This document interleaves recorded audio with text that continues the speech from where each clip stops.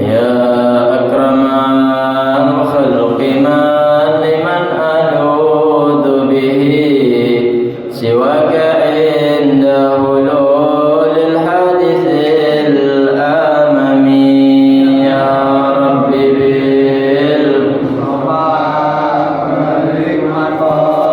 سيدنا اغفر لنا ما مضى يا واسع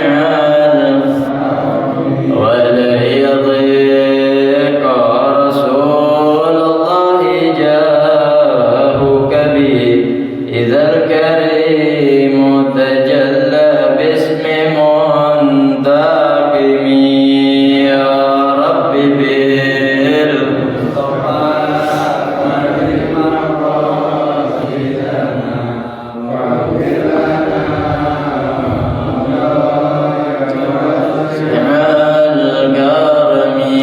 فإن من جودك الدنيا وضارتها ومن علومك علم اللوح والقلم يا رب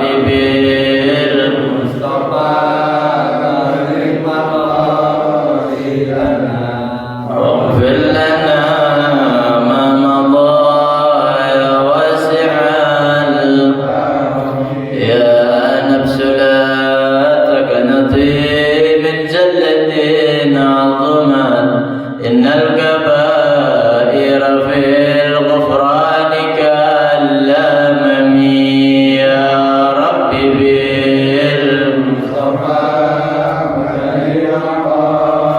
سيدنا واغفر لنا ما مضى يا واسع لا رحمة ربي حين يقسمها تأتي على حسب النسيان في القسم يا رب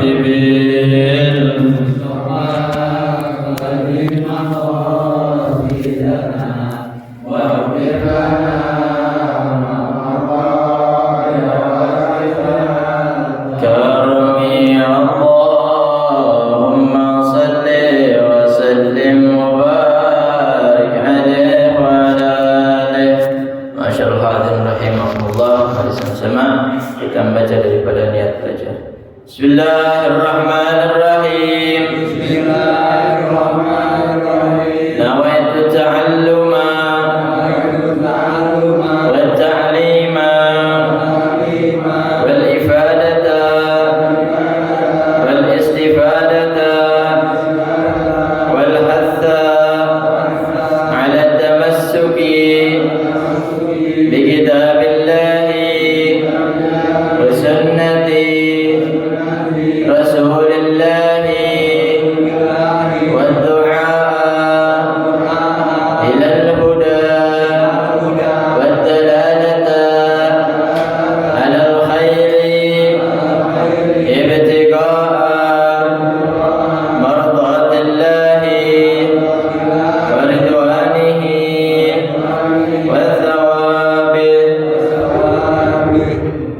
Bismillahirrahmanirrahim. Alhamdulillahirabbil alamin. Wassalatu wassalamu ala asyrafil anbiya'i wal mursalin sayyidi ahli dunya wal akhirah sayyidina wa maulana Muhammadin sallallahu wasallam alaihi wa ala alihi wa sahbihi ajma'in.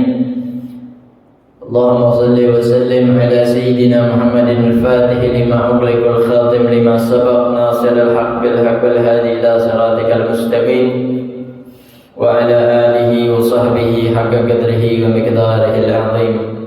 Amma ba'du, faqad al-musannif rahimahullah ta'ala wa adama an-naf'a bihi wa bi'ulumihi wa bi'ulumi ibadillah as-salihin radhiyallahu anhum ila an qala al-bab ath-thaminu fi fadilatil adhan.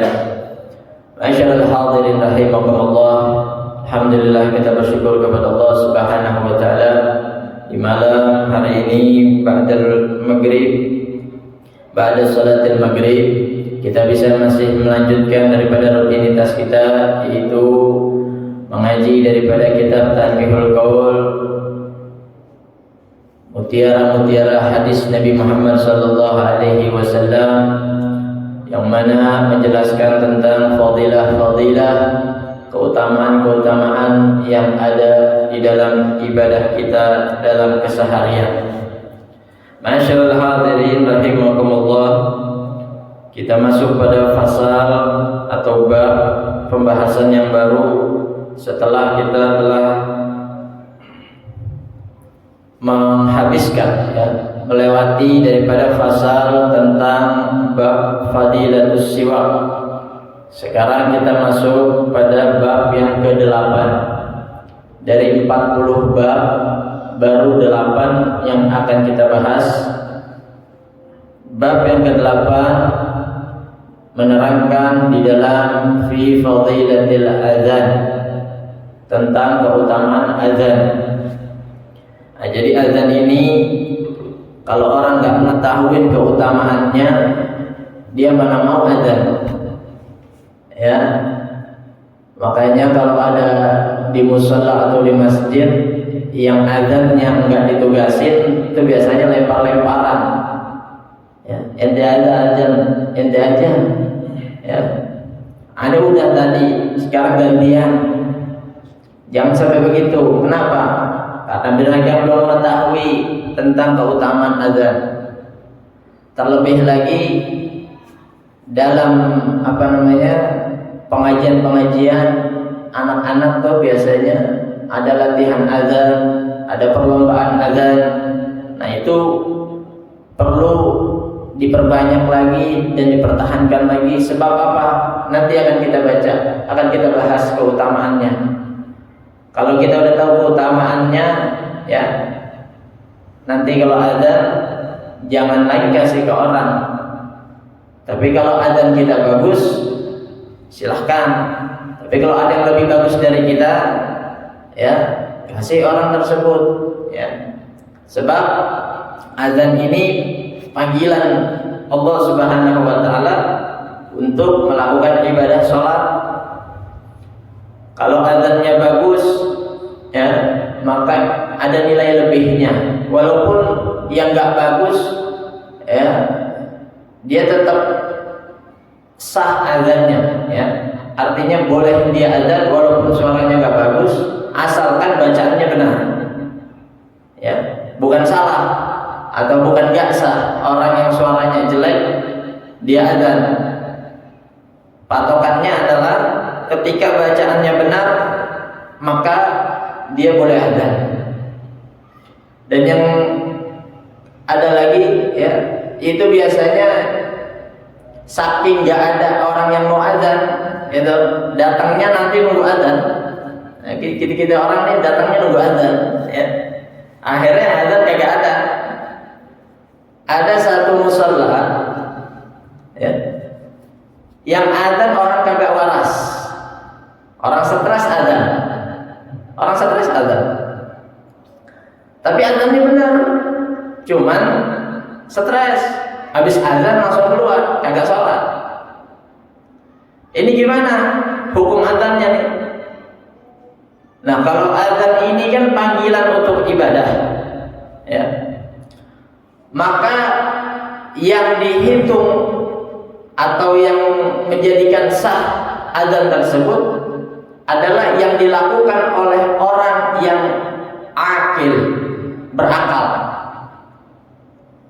Akalnya masih berjalan, maka azannya sah. Sebab apa? Sebab azan itu panggilan orang untuk ibadah yang telah balik dan berakal. Gak mungkin azan itu manggil orang yang stres, orang gila buat sholat, gak mungkin. Maka yang memanggil pun harus berakal juga, ya. Nah, maka dari itu kalau ada kejadian seperti ini, ada orang stres azan, azannya diulang lagi itu nanti. Walaupun ini sunnah, ya, walaupun ini sunnah, tetap harus diperhatikan. Jangan sampai nanti menjadi perkara yang dibolehkan. Kalau di misal Al-Baqiyyatus Shalihat yang azannya orang stres, terus musola sebelah ikut-ikutan. Ya. Akhirnya satu kampung semua yang azan orang stres. Nauzubillah. Jadi begitu. Ya. Azan ini ya harus orang yang berakal. Ya. Sebab dia memanggil orang yang berakal untuk ibadah. Dan juga terkadang ya bahkan sering musalla masjid yang azan anak kecil yang belum balik, yang belum diwajibkan untuk dia melakukan ibadah yang wajib ya. Bagaimana azannya anak kecil ini ya yang belum balik ya, azannya walaupun dia benar bacaannya tetap belum sah. Walaupun benar bacaannya gitu, tetap belum sah. Sebab dia bukan orang yang diwajibkan untuk melakukan ibadah yang wajib. Sebab azan ini adalah panggilan untuk sholat.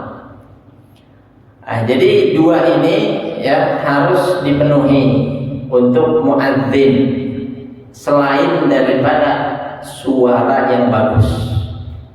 Ya, jadi suara yang bagus itu nomor 3, bahkan nomor 4. Yang pertama berakal, balik, 2, ketiga ya bacaannya benar.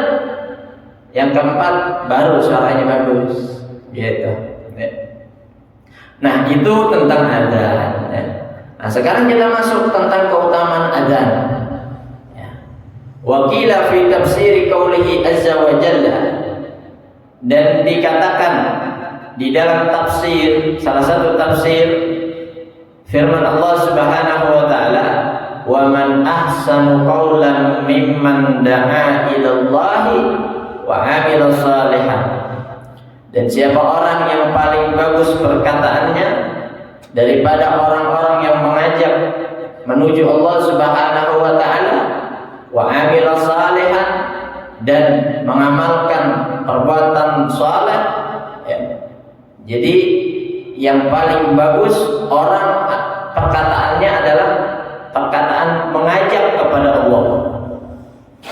Lalu habis diajak dia mengamalkan perbuatan tersebut atau perbuatan saleh tersebut. Nazalatil hadhil ayatu fil muadzinin. Ini ayat ya, orang yang paling bagus perkataannya ya kepada orang untuk mengajak kepada Allah adalah mereka para muadzin. Orang-orang yang mengumandangkan azan, dia adalah orang yang paling bagus perkataannya untuk mengajak manusia kepada Allah Subhanahu wa taala. Nah, jadi kalau ada azan suaranya jelek, jangan diolok-olok, jangan diremehkan, ya, jangan jadi bahan candaan. Apalagi kalau bacaannya benar. Kalau bacaannya salah, boleh saja dikoreksi, ditegur, bukan menjadi bahan candaan atau caci maki. Na'udzubillah. Qala sallallahu alaihi wasallam, man adzana lis-salati sab'a sinina muhtasiban ay min ghairi ujratin kataballahu lahu bara'atan minan nar. Rawahu Tirmidzi wa Ibnu Majah an Ibnu Abbas. Nabi sallallahu alaihi wasallam bersabda, siapa orang yang mengumandangkan azan untuk melaksanakan sholat selama 7 tahun dengan syarat muhtasiban, ikhlas, nggak ngarep bayaran, nggak ngarep dikasih hadiah, nggak ngarep apapun itu, ikhlas karena Allah Ta'ala, Allah akan catat baginya bara'atan minan nar, pembebasan dari api neraka. Tapi 7 tahun loh. selama 7 tahun dia menjadi muadzin, ikhlas karena Allah Ta'ala, gak ngarepin selain itu, maka Allah akan catat baginya pembebasan dari api neraka. Ustaz, kan sekarang muadzin dapat jatah. Udah ada jatahnya muadzin sekarang. Itu mah masalah kedua. Ya. Intinya pada muadzinnya, ada jatahnya atau tidak, dia tetap mengumandangkan azan. Itu tanda ciri orang ikhlas. Ada jamaah nggak ada jamaah, dia tetap mengumandangkan azan. Hujan nggak hujan, tetap azan. Begitu. Bahkan sampai-sampai ya, kalau dia sakit dia tetap memandangin azan. Itu tanda ciri orang ikhlas. Jadi bukan masalahnya sekarang, zaman sekarang ini udah ada jatahnya. Ya, kalau mau ngasih jatah ya silakan. Ya, dia mau terima atau tidak itu masalahnya lain lagi. Ya, jadi intinya terletak pada si muadzinnya. Orang yang mengumandangkan azan, dia harus ikhlas selama 7 tahun mengumandangkan azan, maka Allah catat baginya pembebasan dari api neraka. Wa qala sallallahu alaihi wasallam, man adzana thintai asyarata sanatan ay muhtasiban wajabat lahul jannatu, rawahu Ibnu Majah wal Hakim an Ibnu Umar. Di hadis selanjutnya Nabi bersabda, man adzana thintai asyarata sanatan, siapa orang mengumandangkan azan selama 12 tahun. Tadi 7 tahun, sekarang lebih lama lagi, 12 tahun. Syaratnya sama kayak tadi, muhtasiban, ikhlas. Wajibat lahul jannah, maka dia wajib masuk surga. Dia wajib dapat tiket di surga. 12 tahun harus ikhlas, ya. Wa hikmatu dzalika anna aktsara ma yu'ammarul insan min ummati Nabi sallallahu alaihi wasallam 120 sanatan. Kenapa ada 2 hadis ini? Ada yang 7 tahun, ada yang 12 tahun. Hikmahnya apa? Kata Al-Imam An-Nawawi, ya, Al-Bantani, beliau mengatakan hikmah, ya, dalam 2 hadis ini bahwasanya kebanyakan umur manusia dari umatnya Nabi Muhammad itu yang paling panjang, kebanyakan nih umur umat Nabi Muhammad itu yang paling panjang sampai 120 tahun. Itu umur paling panjang dari umat Nabi Muhammad SAW. Kebanyakan, ya. Wal ithnata asyarata hadhihi usyru hadzal umri. Dan adapun 12 tahun yang ada di dalam hadis Nabi tadi, ya, itu hanya 10 atau 10% dari umur paling panjang umatnya Nabi. Nah, jadi ya 120 umur paling panjang. 12 tahun yang dijelaskan dalam hadis Nabi tadi, ya, itu hanya 1/10-nya. Berarti kalau dia umurnya 120 tahun, dia akan mendapatkan pahala selama 12 tahun, ya, pahala adzan. Pahala adzan, ya. Wa min sunnatillahi annal asyra yaqumu maqamal kulli kama qala Allah Ta'ala man jaa'a bil hasanati falahu asyru amsalihha. Oh, jadi begini, ya.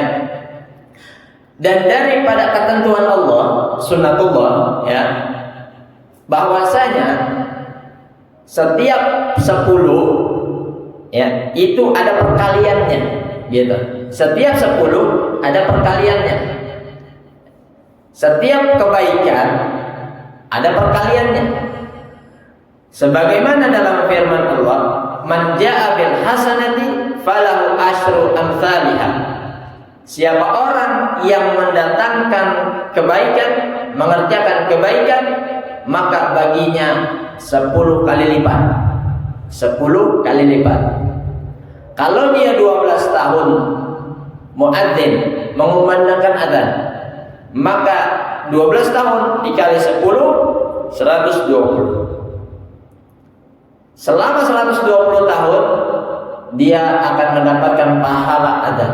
Bukan umurnya, tapi pahalanya setara dengan 120 tahun dia mengumandangkan azan.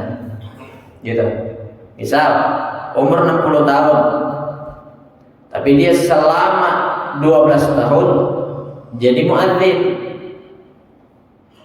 maka 12 tahun yang dia selama muadzin mengumandangkan azan itu dikali 10, seakan-akan dia mendapatkan pahala azan sama seperti 120 tahun. Gitu. Ya. Wa amma haditsu man adzana sab'a sinina. Dan adapun hadis yang menyebutkan 7 tahun, siapa orang yang memandangkan azan selama 7 tahun, fa innaha usyrul umri al-ghalibi. Sebab umur 70 tahun itu umur umumnya umat Nabi Muhammad. 70 tahun itu umum, rata-rata umat Nabi itu umur 70 tahun banyak. Gitu. Ya.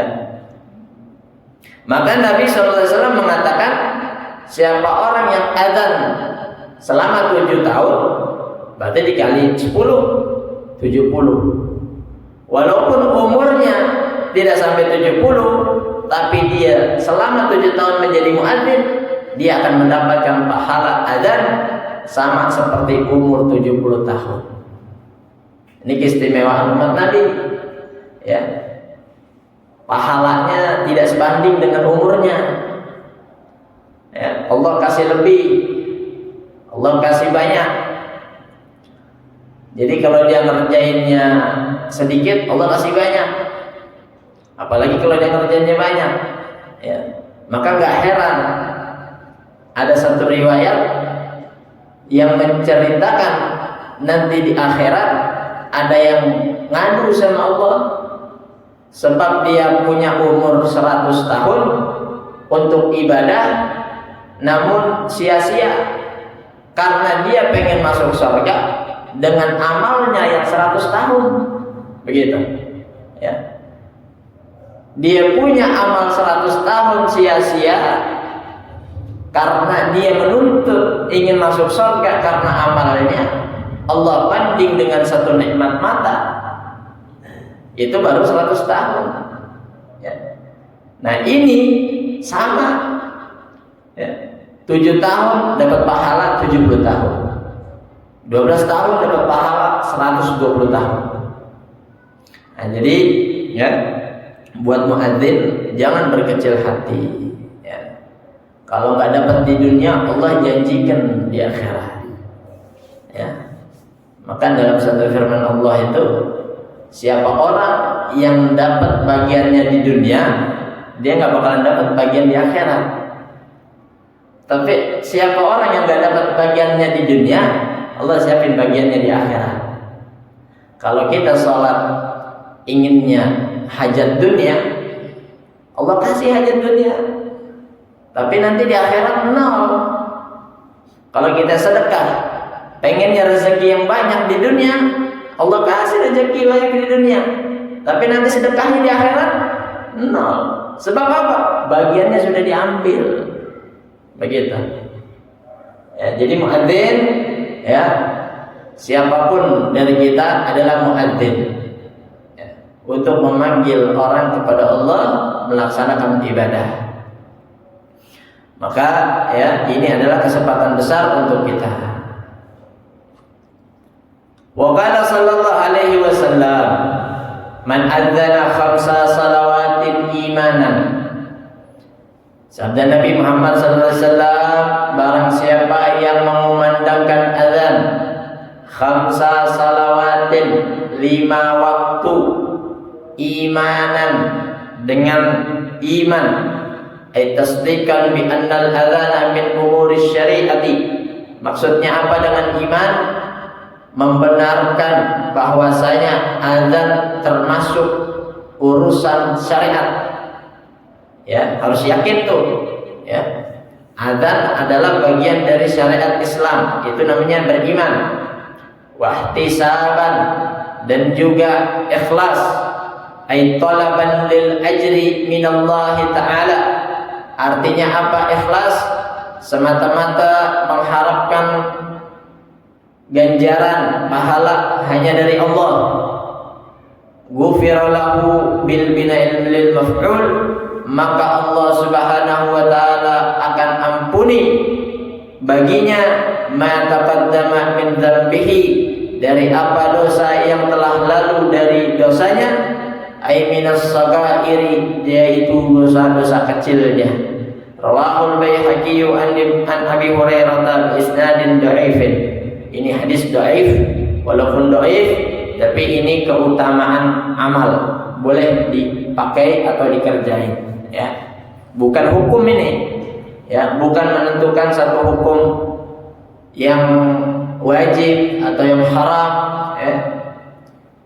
Yang wajib ada yang halal atau yang haram, ya. Nah, jadi siapa orang yang mengumandangkan azan untuk sholat 5 waktu dengan iman, dengan ikhlas, maka Allah akan ampuni dosa-dosanya yang telah lalu daripada dosa-dosa kecil. Wal khamsu shadiqatun bi an takuna min yawmin wa lailatin aw min ayyamin. Kalau ada yang nanya nanti, sholat 5 waktunya ini, ya, shadiqatun bi an takuna min yawmin wa lailatin, sehari semalam atau sehari adzan sholat subuh, besok adzan sholat zuhur, besok adzan sholat asar. Jadi 5 hari dengan berbeda-beda sholat, ya. Yang pertama, 5 waktunya bagaimana? Boleh sehari semalam, itu masuk dalam hitungan hadis Nabi. Atau 5 hari berturut atau berbeda, ya, dengan 5 waktu yang berbeda. Misal hari Senin dia bagiannya adzan subuh, Selasa bagiannya adzan zuhur, ya, atau apa namanya, Rebo bagiannya adzan sholat asar, ya. Nah, jadi begitu gambarannya dari Imam Nawawi Al-Bantani. Wa qala sallallahu alaihi wasallam, dan bersabda Nabi Muhammad sallallahu alaihi wasallam, "Thalathatun ya'simuhumullahu ta'ala min adzabil qabri." Ada 3 orang yang terjaga atau dijaga oleh Allah Subhanahu wa taala dari azab kubur. Ini penting nih, ya. Ada 3 orang yang dijaga oleh Allah dari azab kubur. Kalau kita mau selamat dari azab kubur, ya, berusaha untuk jadi salah satunya. Kalau kita merasa aman dari azab kubur, ya nggak usah jadi salah satunya, sebab merasa aman. Tapi kalau merasa tidak aman, masuk dalam golongan ini, ya, insya Allah dia akan menjadikan aman dalam kubur. Yang pertama siapa? Asy-syahidu, orang mati syahid. Ya, ini sekarang di berita lagi banyak nih, Palestina, Israel. Ya, Allah Maha tahu.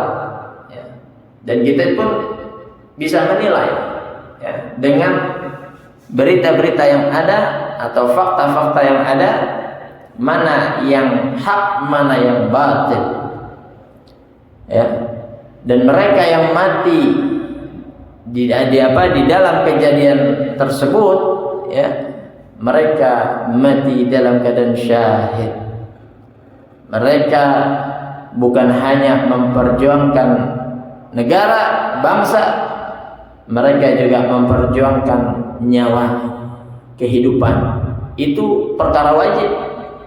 Ya, nyelamatin nyawa, kehidupan itu juga perkara wajib. Maka kalau menyelamatkan satu nyawa atau mempertahankan satu nyawa adalah perkara wajib, maka bagaimana kalau nyawanya satu negara, satu bangsa? Lebih wajib lagi, ya. Wa huwa yasduqu ala syahidil akhirati faqat, yaitu yang benar kematiannya atas syahid akhirat. Nah, yang pertama disebut adalah syahid akhirat dulu, ya. Syahid akhirat saja. Kaman qutila zulman. Siapa mereka? Seperti orang yang mati dibunuh karena dizalimi atau kezaliman, ya. Walau bihasabil hayati, walaupun caranya dengan bermacam-macam cara. Ada yang tertembak, ada yang tertusuk, ya, dan yang lain-lainnya. Kaman istahaqqal qatla biqat'i ra'si fakutila bitawassuti mathalan. Di sini Imam Nawawi memberikan satu contoh seperti orang yang terbukti membunuh. Nah, jadi ada orang ketangkep, diadili, terbukti dia membunuh, maka hukumannya adalah penggal kepala. Setelah dihukumi dia penggal kepala, dilaksanakan fakutila bitawassuti mathalan, lalu dia dipenggal kepalanya sebab untuk mengadili orang tersebut di dalam perkara pembunuhan. Orang yang mati dipenggal karena diadili, mati syahid, syahid akhirat. Sebab ini syariat Islam. Ketika dia lakukan, jalankan di dunia, maka di akhirat lepas tanggungan, lepas tuntutan, ya. Maka hakim-hakim, pejabat, ya, dan yang memegang kekuasaan, kalau mereka tidak berlaku adil, maka kecurangannya, pengkhianatannya akan dikumpulkan oleh Allah Subhanahu wa taala, akan dituntut di akhirat, di pengadilannya Allah Subhanahu wa taala. Tapi kalau dia jalankan dengan adil di dunia, maka dia nggak ada catatan nanti di akhirat. Dan orang yang dihukum dengan syariat Islam, dia menjadi syahid. Dia menjadi syahid. Ya, seperti ini tadi contoh, hukum membunuh, penggal kepala. Yang dipenggal mati syahid. Tapi syahidnya syahid akhirat. Maksudnya syahid akhirat apa? Hanya Allah yang tahu kalau dia mati syahid. Kita nggak tahu. Ya namanya juga bersalah, dihukum, dipenggal, udah gitu aja.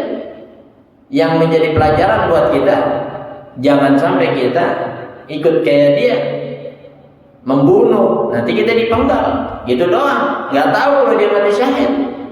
Tapi di sisi Allah dia menjadi mati syahid. Lalu apa lagi? Waman mata bigarakin wa in alsa fihi. Orang yang matinya tenggelam di air. Wa in alsa fihi, walaupun dia lagi maksiat. Ya, lagi maksiat, tenggelam, mati syahid. Ya. Binahwi syurbi khamrin bi khilafi man garaka bisayri safinatin fi waqti haijanir rih. Orang yang mati tenggelam walaupun dia lagi maksiat, contohnya dia lagi minum khamr, naik kapal minum khamr, minum mabuk-mabuk, ya, minum minuman keras, itu kapal tenggelam, celakaan, tenggelam, yang tenggelam mati syahid walaupun lagi maksiat. Ini kebalikannya, bi khilafi man gharaqa bi sayri safinatin fi waqti hijanir rih. Kebalikannya, orang yang tenggelam ketika dia mengemudikan kapal ya, atau perahu di waktu badai ya. Berbeda dengan orang yang mengendarai kapal di waktu badai, angin kencang ya. Keadaan angin kencang, dia mau naik kapal ya, buat ke laut ya. Akhirnya apa? Dia tenggelam mati. Itu bukan syahid namanya, kata Imam Nawawi ya. Sebab apa? Dia tahu saat ini lagi badai. Orang kalau ke tengah laut mati, dia naik kapal maksain, akhirnya benar kejadian dia tenggelam, mati, bukan mati syahid. Sebab dia tahu ada sesuatu yang membahayakan nyawa. Tapi kalau yang pertama tadi, walaupun lagi maksiat di atas kapal ya, dia tenggelam, kan nggak tahu kecelakaannya ya. Dia juga nggak menyadari kalau akan kecelakaan, akan membahayakan nyawa, lalu tenggelam mati, jadi mati syahid. Tapi yang tahu siapa? Hanya Allah. Di sisi Allah kita nggak tahu, kita tahunya dia mati habis mabok aja gitu ya. Maka jangan sekali-kali kita menghukumi orang mati dengan sesuatu yang buruk. Bisa jadi ya, dia mulia di sisi Allah Subhanahu wa taala. Biar kata keadaannya yang kita lihat itu buruk gitu. Ada orang mabuk meninggal ya, jangan kata dia meninggalnya jelek. Bisa jadi kebalikannya, dia udah bertobat, habis tobat Allah cabut nyawanya ya. Bisa jadi dia habis bertobat Allah cabut nyawanya, tobatnya udah diterima. Banyak kemungkinan yang kita nggak tahu. Itu semua kuasa Allah Subhanahu wa taala, dan kita nggak pantas untuk menghukumi sesuatu yang enggak nyata di dalam penglihatan kita ya, pengawasan kita. Nah, jadi begitu masyaallah rahimakumullah ya. Falaisa bisahidin ya. Wa man mata bihadamin aw hariqin. Dan juga siapa orang yang mati syahid akhirat? Orang yang mati kena longsor. Ya, kena longsor tanah atau ketimpa bangunan ya. Pokoknya kejatuhan sesuatu yang menjadikan dia meninggal ya, sesuatu yang menjadikan dia meninggal. Aw hariqin, atau meninggal mati kebakaran ya, itu juga syahid. Tapi jangan disamain sama orang sengaja membakar diri ya, itu bukan mati syahid ya. Sama kayak tadi tuh, udah tahu badai angin kencang tetap dia jalan ke tengah laut, akhirnya mati, bukan mati syahid. Sama orang yang longsor ya, ketimpa bangunan, kalau dia tahu akan mencelakakan, maka dia bukan mati syahid. Wa man mata qariban wa in asa bi gurbatihi ka'abikin wa nashizatin. Dan orang yang mati gariban, di pengasingan, dalam masa kabur, wa in asa, walaupun dia bermaksiat, bi gurbatihi, dengan dia kaburnya, seperti siapa? Ka'abikin, budak yang kabur dari sayyidnya, dari majikannya. Wa nasizatin, dan istri yang kabur dari suaminya. Dia kalau mati syahid. Tapi ini masih kita masih cari penjelasan untuk memahami kalimat yang ini ya. Orang yang mati karena kabur ya, walaupun dia bermaksiat, dengan kaburnya dia seperti budak yang kabur daripada majikannya dan juga istri yang kabur daripada suaminya. Ya. Ini masih kita cari ya untuk dalilnya dan untuk pemahamannya. Wa man mata fi talabil ilmi, dan siapa orang yang mati di dalam menuntut ilmu, walau ala firashihi, walaupun ini orang ada di atas kasur. Maksudnya gimana? Seperti anak yang mondok. Ya, anak yang mondok itu kan dia ngaji di situ, tidurnya di situ, makan di situ. Ya. Kalau dia meninggal walaupun di atas kasurnya, dia terhitung daripada meninggal dalam keadaan menuntut ilmu. Kita juga bisa kayak begitu. Ya. Kita juga bisa kayak begitu. Kita ini setiap malam Senin ngaji, ya, rutin istiqomah. Tiba-tiba kita meninggal dan kita ada di atas kasur. Tetap Allah hitung kita berada dalam thalabul ilmi. Sebab kita nggak ada niatan. Nggak ada niatan apa? Untuk tidak ngaji, gitu. Jadi selama niat kita masih terus, ya, untuk ngaji, belajar, maka kita masih terhitung dalam kondisi menuntut ilmu. Mati syahid akhirat. Kita habisin, ya, sedikit lagi. Wa man mata mabtunan, orang mati sakit perut, mati syahid. Wa man mata bit-ta'un, orang mati karena virus. Ya. Walau fi ghairi zamanihi, walaupun dia matinya bukan pada masa virus tersebut. Covid misal. Covid 2 tahun. Ya. Tapi dia di masa Covid udah sakit. Meninggalnya di luar masa Covid, tetap dia jadi mati syahid. Au bi ghairihi fi zamanihi, atau di masa Covid 2 tahun dia meninggal di masa Covid tapi bukan karena Covid, gitu. Karena yang lain, mati syahid. Au ba'dahu haitsu kana sabiran muhtasiban, yang terakhir, atau orang yang mati setelah zaman atau masa virus, sekiranya dia sakit dalam keadaan sabar dan ikhlas.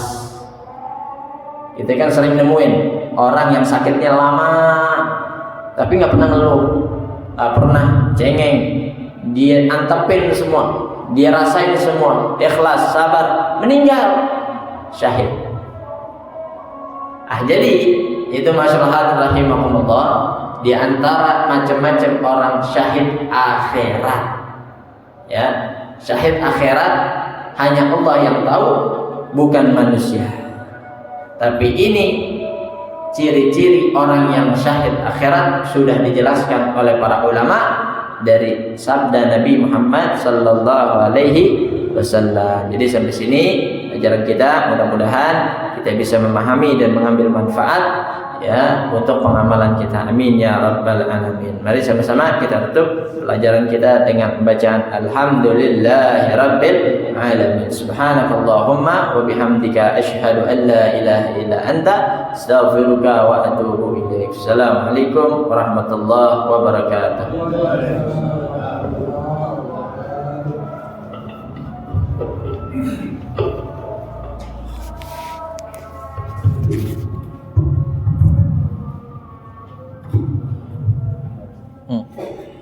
Allah